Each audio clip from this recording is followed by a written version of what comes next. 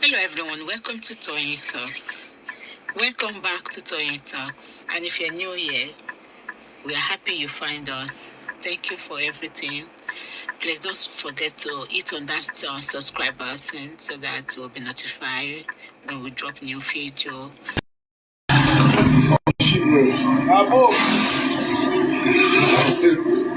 Working on justice.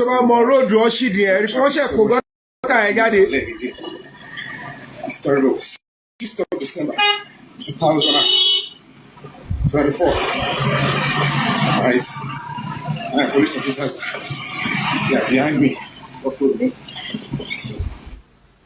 So, and that is just it. And at the end of the day, I cannot give more than this information.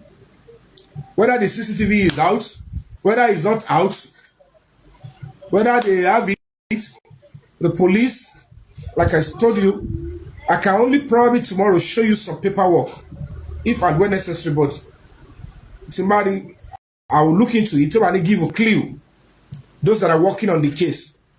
Because, like some people will say, as I look, agbowolẹ ṣùgbọ́n gbogbo ọgbọ́n táwa lè dá pẹ̀lú bóyá jẹ́ pé à ń ṣe quietly mo ti kọ́kọ́ dá àwọn lọ sápá báyìí kẹ́lẹ́ mọ̀ pé mo yá wèrè ẹni máa bá ṣe ọwọ́ mi jẹ́ mo ti dà wọ́n lọ àwọn mìíràn táwọn bá jọ ń ṣe papọ̀ gan mo ti dà wọ́n sọ́hùn àwọn tó dẹ̀ ń ṣiṣẹ́ lọ rèé ìsòtọ́ fún yín ẹ̀dẹ̀ máa wá ẹ̀rẹ́ rí tó bá ti tó time tálámù bá máa dún èmi kọ́ máa decide fún ìjọba. But má ti wo paperwork yẹn tó bá yẹ tí má rí pé ibi tó yẹ kó mo kàn lè fi hàn yín fẹ́rẹ́fẹ́ tí ò ní give a clue màá tún já yín sí kẹ́ mọ̀ bó ṣe ń lọ. But the cocoa of the matter is at least at the show fáwọn èèyàn sì pé we can do things without coming on social media to say it. I am saying. So at the end of the day, whatever the case may be, it is important for us to know that in this kind of case of Mohbad, why we all were silent for 1 year plus when they said the cameras were not working and we did not even think about doing something extra or lower. If we as citizens could not even think in that direction, we might say, okay, the police are meant to do further. But whatever the case may be, number here by everybody gbogbo àpọ̀ at the gọ́ra wa àtẹni tó ń gbéyàn débẹ̀ o àtẹni tó ń gbéyàn fo àtẹni tó jẹ́ pé àwọn ni wọ́n rí gbogbo ẹ̀ olórí gbogbo nǹkan tó máa at the end of the day àtẹni tó ń mu àgbo látàárọ̀ dálẹ́ tó jẹ́ pé gbogbo ẹ̀ ni pé at some point number bá wa, but when Mohbad's spirit keeps fighting. And that is the beautiful thing about justice. The truth can never be murdered. Lè pa òótọ́. Nǹkan ẹ̀kọ́ tó máa wà títí ayé láíláí. Tó máa wà jù tí lẹ́yìn tí ikú bá kú. Òun lóòótọ́, it will still be alive. Ẹ lè gbàbọ̀ mí. Ẹ lè bò, but you can't take the life of truth. You can relocate the truth. You can silence the truth for a little while. But truth never dies. And that is why every individual involved in this case from beginning, including law enforcement, they are careful. But trust me, guys, trust me when I say this. There is nothing like, oh, those people that took Mohbad's life, they are powerful, they have connection everywhere, and they have bribed all the Nigerian police force. Nah, lie.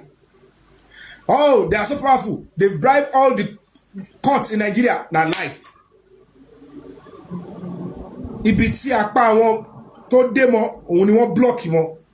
And people that were on the front line before, nígbà tó ti rí flash àti signs there, wọ́n ya lẹ̀ pé okay, wọ́n ṣe báyìí. Do you understand? But the truth of the matter is that whatever the case may be, we have to continue to fight and stand by what is right. It is important for us to engage the right people in delivering justice. I am not a TikToker.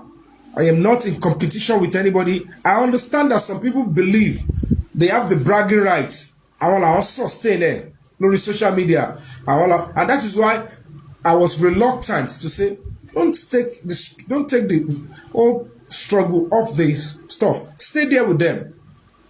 So in the course of ẹ mọ̀ pé tí ẹ bá kọ́kọ́ bẹ̀rẹ̀ wà máa rọ́ọ̀lù gbá wà rọ́ọ̀làwọ̀ nígbà tí mi ò ṣe ohun tí ò bad, the only offence tí mo commit ni pé people genuinely showed concern that they want to support my crusade, but unfortunately I cannot see through their mind to know that some of them, they have ulterior motive and they have, you know, something that they want me to be doing for them, that if I don't do it, then they will resort to dragging my name. Not that because I am doing something that will not bring justice or the path I am going is not genuine, but some terrible people, because this is some people believe that that's what they want to do on social media. They are on probably this TikTok. They only find it or find themselves active when they see material for dragging, no matter who they want to drag. To get me down. So I cannot be in competition or be bothered about such people.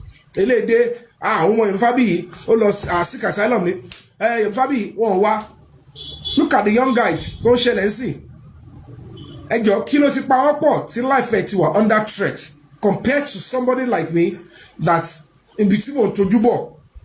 If eventually I was able to dig something out there, it would throw some people into life imprisonment and shame them forever or get them to lose whatever they are. They can try to do and undo.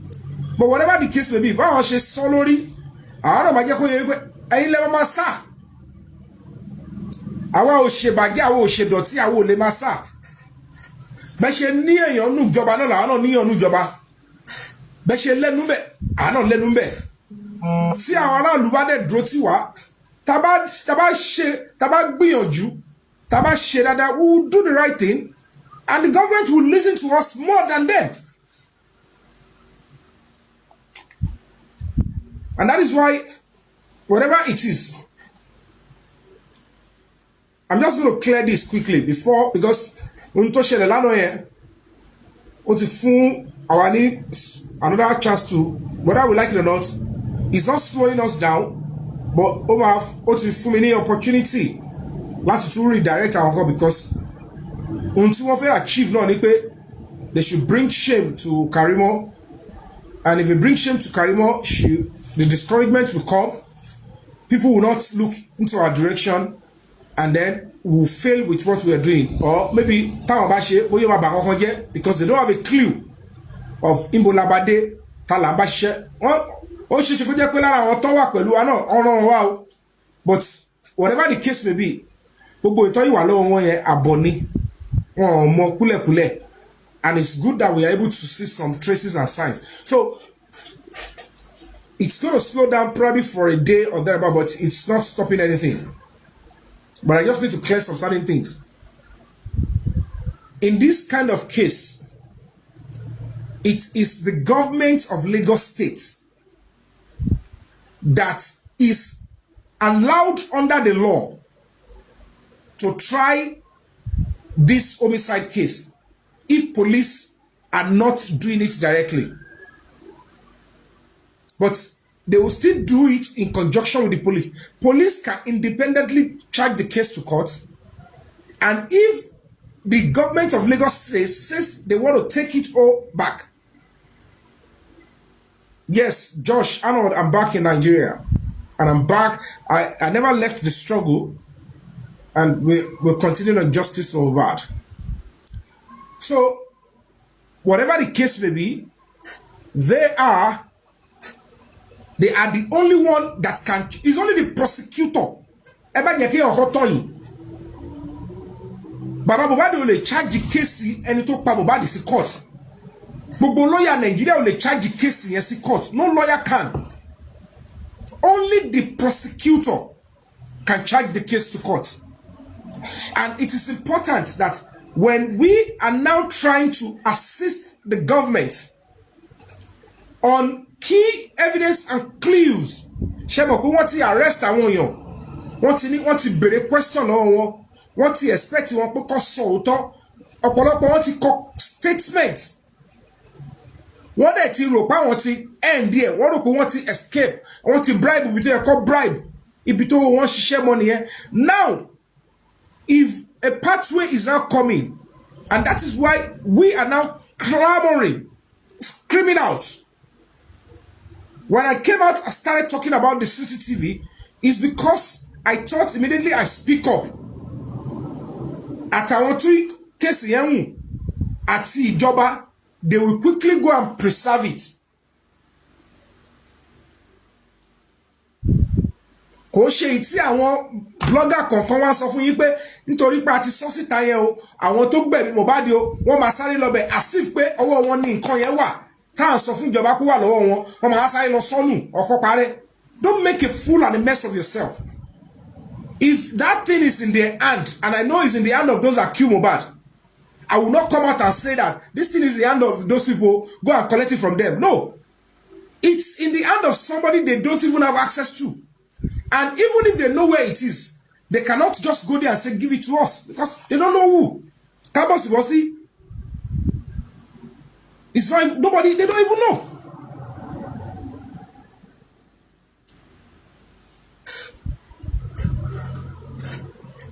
So, don't be deceived. Continue to support the movement with your positive mind. It's not a competition. And there is nowhere. Karimo and I agreed that go and ask Baba or tell him about the CCTV or tell him that we need your help for anything. No. Baba appreciates Ntanshi. Taba si ibi taba bade iru ele Ntanshi lo. We don't necessarily need to tell him. Reason why we think if the police is not doing, the legal team can also, because they also need evidence in the corona inquest they are doing, they can also take advantage of it. But for the purpose of gathering that evidence and charging the right people to court, it is efficacious to give everything to the police or the Ministry of Justice. And what we have done is to give it to the police. And I'm happy that they responded. And immediately, they responded. Timothy gets a signal. Mi ò ní láti pe witness jáde. Mo ṣe ru báàgì tí mo fi kọ́yìn mi náà mo fi kọ́ pẹ̀lú báàgì pé àwọn tó rí mi airport rí mi. Ìmí inú wọn ìbẹ̀lẹ̀ rí ọkàn tí ń jẹ́ pé ẹwẹ́ ni gbogbo adi ẹrù adi gbogbo ẹ̀ ẹwọ kan tó ń rù padà sí Nàìjíríà. It's like mo ṣe kó wọnú bí tí mo kó wọ̀ náà ni mo kó jáde padà after 2 months. And I continue in the race. So gbogbo ẹ̀bà lórúkọ jẹ́ ẹ ló lọ sí asylum ẹ ló gbowó sá lọ. Irọ́ ni gbogbo ẹ̀. As at the time I was going to run out of Nigeria, I don't even have money to even buy the ticket. A fan, somebody in America, even deposited. But if you ask them, why are you after this person? Wọ́n mọ gbogbo àwọn lè mọ gbogbo àwọn blogger kai. Wọ́n láwọn tí wọ́n ń lò tán ṣiṣẹ́ ìdọ̀tí iṣẹ́ ìpè yẹn. Ẹni tó bá rò pé bóyá ẹni tí fẹ́ máa shine, ẹni tí fẹ́ máa ṣe bákan pẹ̀lú àwọn ẹ jẹ́ ká lọ crush it down.